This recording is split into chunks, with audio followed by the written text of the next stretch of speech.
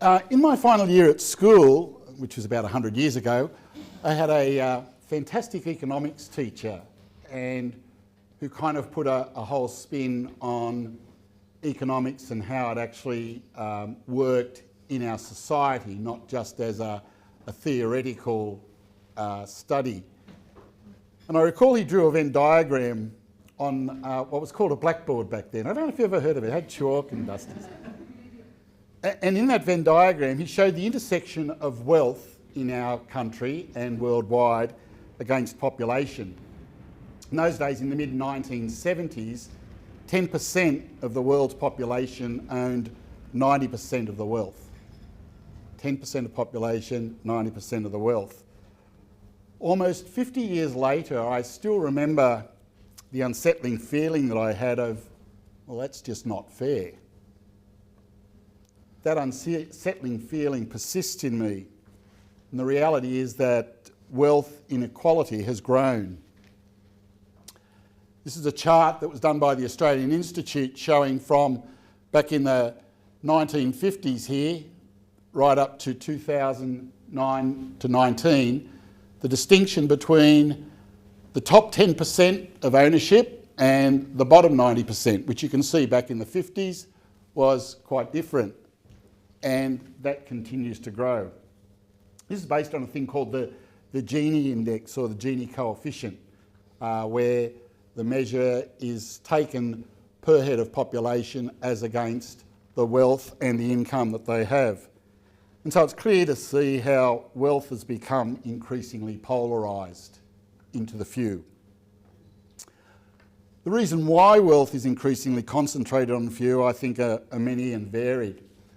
The French economist Thomas Piketty claims that inheritance actually exacerbates the trend.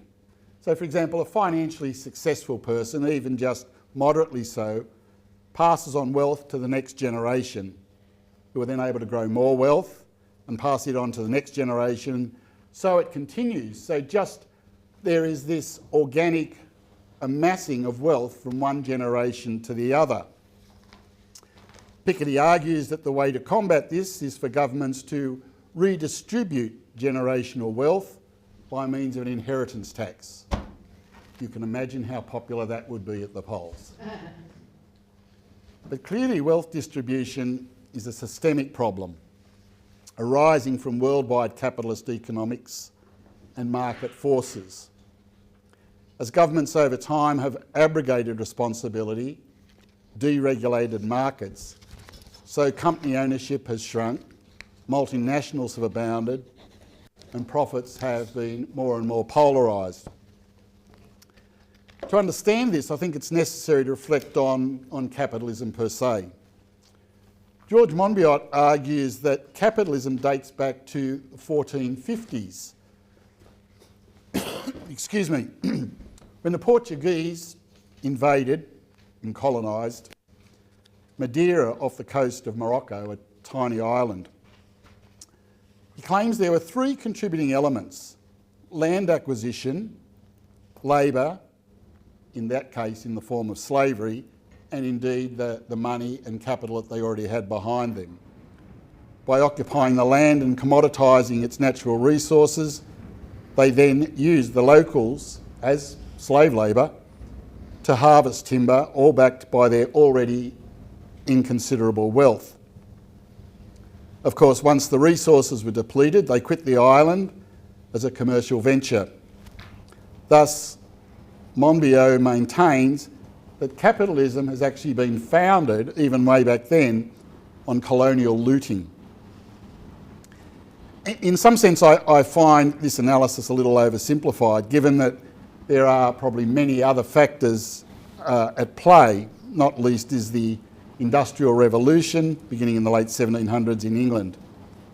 What is evident, though, is that production and ownership have become separated. Let's just have a look at the characteristics of capitalism. It's characterised, of course, by private ownership of the means of production, where labour is solely paid wages. And so to break down the key aspects of that, private ownership. In capitalism, individuals or corporations own and control most of the factors of production, such as land, factories and machinery. Then leads to a profit motive. The primary goal, in fact in some senses the only goal, is to generate profit. Businesses aim to maximise their earnings through efficient production and sales. This leads to a market economy where decision making and investment are determined by the wealthy owners, while prices and the distribution of goods and services are only influenced by competition within markets. Wage labour. Workers are employed by businesses and receive wages for their labour. Their work contributes to the production process. Property rights. Capitalism relies on enforcing private property rights, which incentivise investment and productive use of capital. So, what's the impact of capitalism on society? I'd argue that profit becomes the key motivation in all production. Profit goes to the ever more selective few, that is owners and shareholders. The market, that is supply and demand, are the drivers of production. Wage labour becomes another means of production, just like raw materials. And property and the means of production, ownership, are increasingly polarised. So what's happened is that people who work now have suddenly become part of the means of production. And I would argue, and here's the kicker, that capitalism actually destroys social cohesion. The whole system of capitalism has a tendency to be adversarial.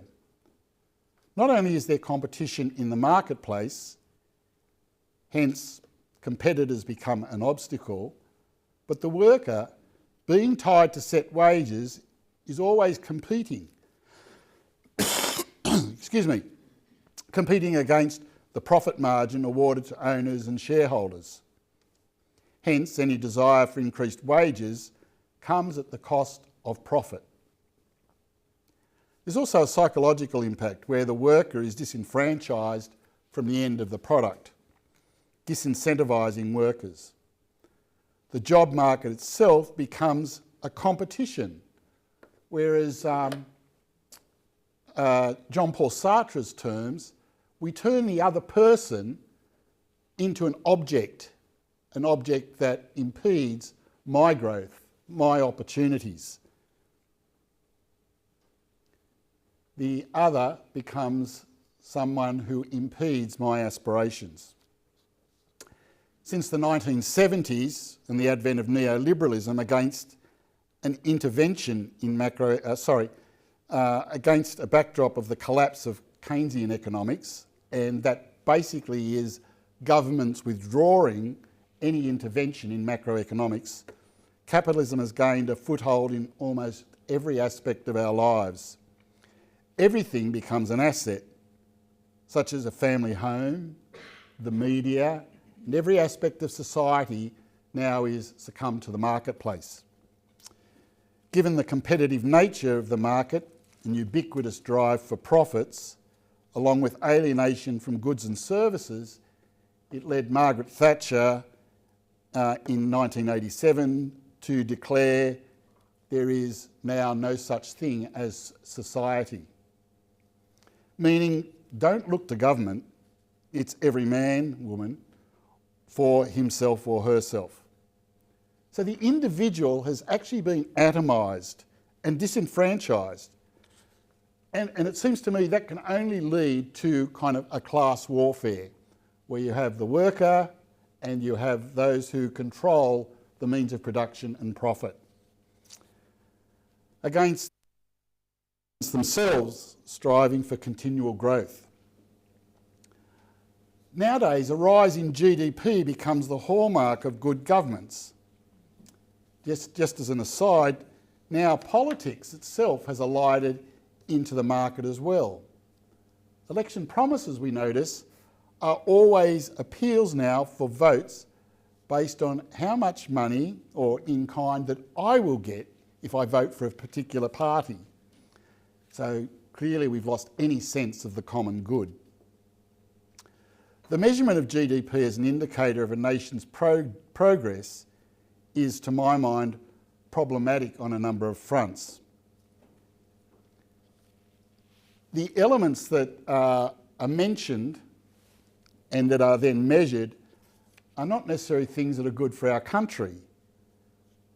Further, when broken down to per capita, it doesn't represent any equal distribution. So on the left you see these are the elements that are taken into our GDP. And these show the figures in millions of dollars of what they represent.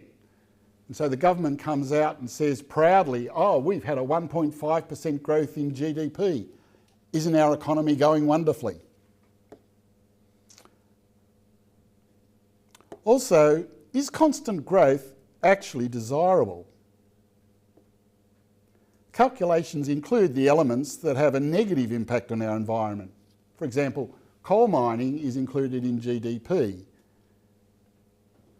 Wellbeing, such as public administration, spent on things like armament, incarceration, protection against refugees, all those things also become centres of what helps raise the GDP.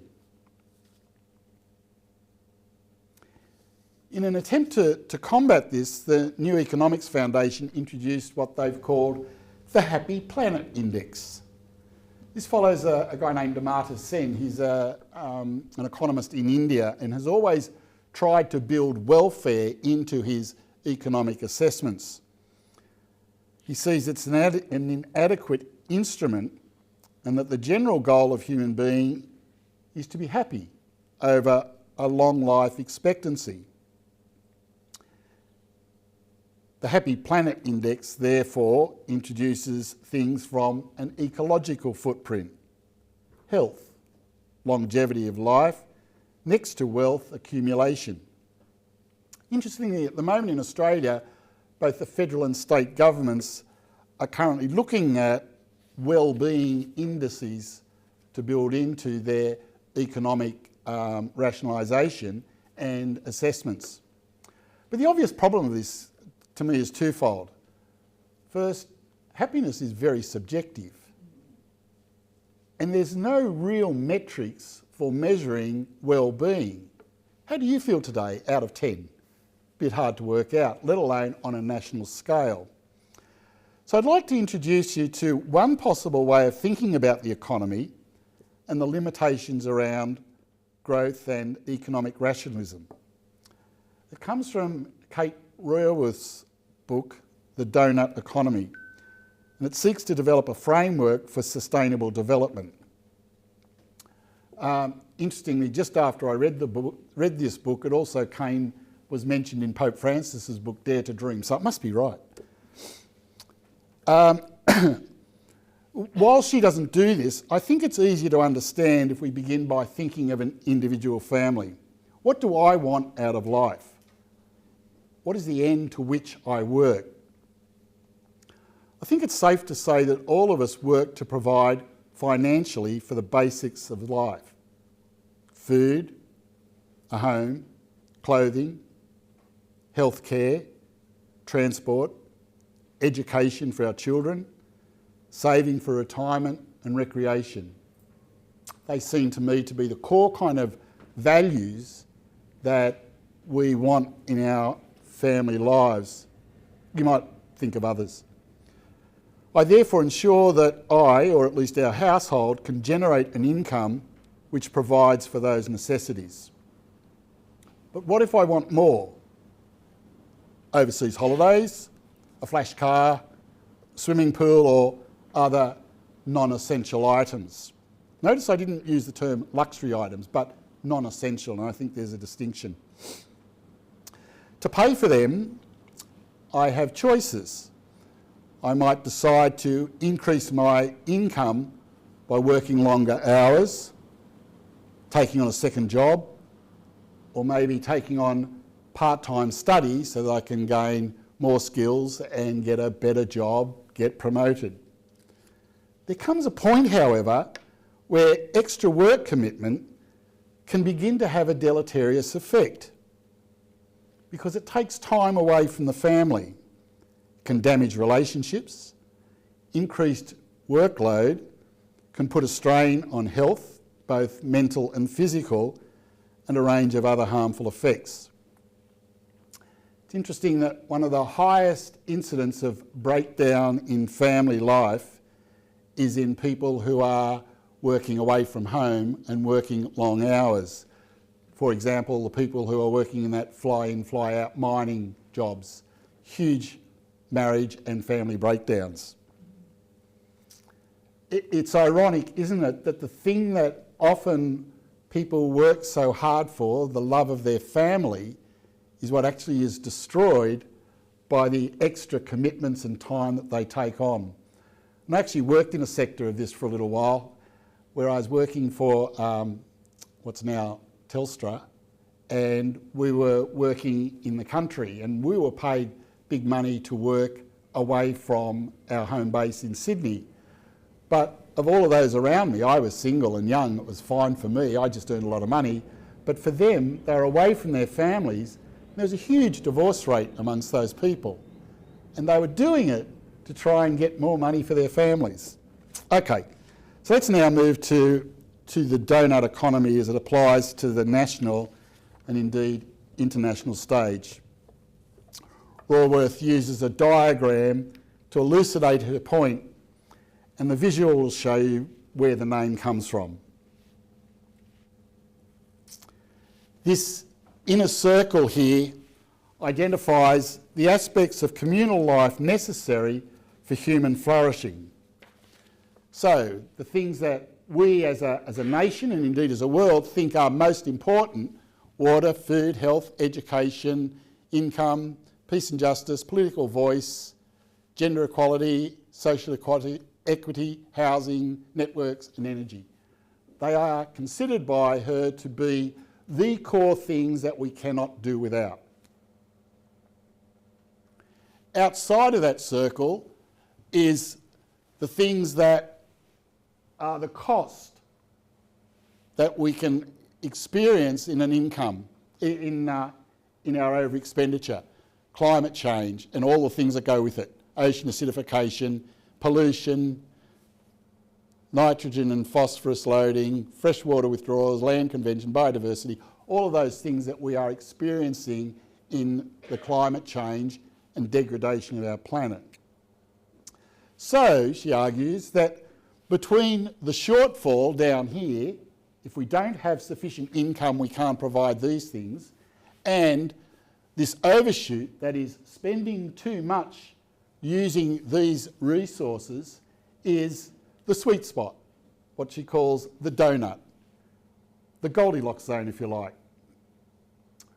Raworth argues that we do not need continual growth in our economy, since when this moves beyond the donut, it has that negative impact on the environment. Equally, we cannot let income production fall below the level required to sustain the social foundation of society. So you get the idea that this is the kind of safe zone. There's not ongoing capital growth, there's not ongoing growth in GDP, but it's having an income and a gross domestic product that sits here able to provide for the necessities of life as a nation without going beyond and damaging the environment. Kate Raworth's donut economy is only really one example of contemporary economics challenging the need for continual growth in GDP. One of the things that all of these share in common is the need for a broader cross-section of society to have a voice in decision making and to avoid what Robert Reich calls the oligarchy ruling US politics. Reich argues that in the United States, and I think it's probably true in Australia too, that there are a limited number of very, very wealthy people who have all the influence over government policy. If you'd like an example from the US, the National Rifle Association holds an enormous sway over politics there. And we think in Australia, perhaps of mining companies and indeed media, how they are such big donors to government that government's frightened to offend them by policies that they might implement.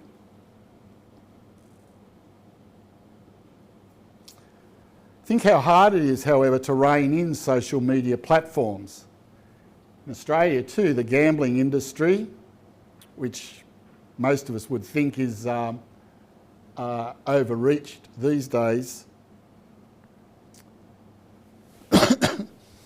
is one of those aspects that government needs to rein in, but of course they get huge income out of it as well in terms of taxation.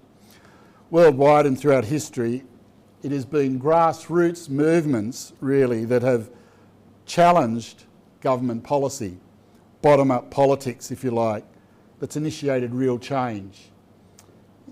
We can think, for example, of South Africa and the apartheid movements, in UK labour movements, and so on throughout the world. Yet in modern times, I think consensus seems increasingly unattainable, because I think that in most Western nations now we have a climate of self-interest around challenging wealth. So when a budget gets handed down, we say, "You beaut, I'm going to get an extra $300 off my electricity bill." So is everybody else, no matter how wealthy they might be. So there's a sense in which to think about a just economy, we need to reflect on what it means for that to exist. To do that, I just wanted to go back very quickly and highlight again the Church's teaching over time on justice, the principles of the Church's social teaching.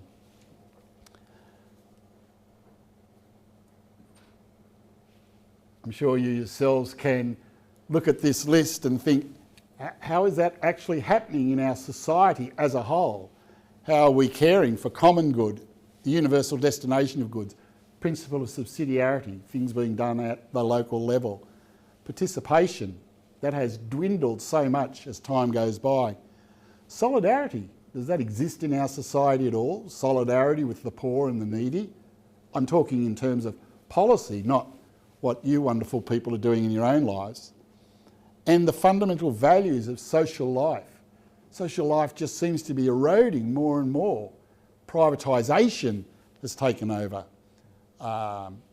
Think of entertainment. Do people go to the movies anymore, or do they stay home and stream it on Netflix? Do we go out to restaurants, or do we order Uber?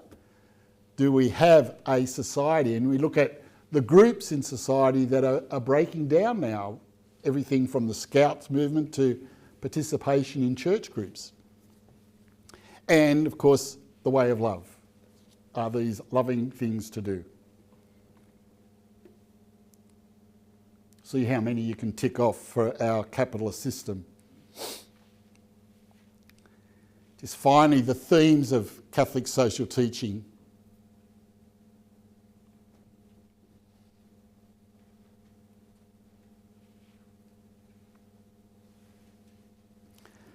Just economy is founded on these principles, not the principles of profit where workers are displaced. The human person and human flourishing in community should be the central tenet of government policy and economic management. In 1987, the film Wall Street, that Michael Douglas character Gordon Gekko famously proclaimed, "Greed is good," and many people felt better about themselves. I'd like to conclude by quoting another famous man who once said, "It's harder for a rich man to enter heaven." Thank you.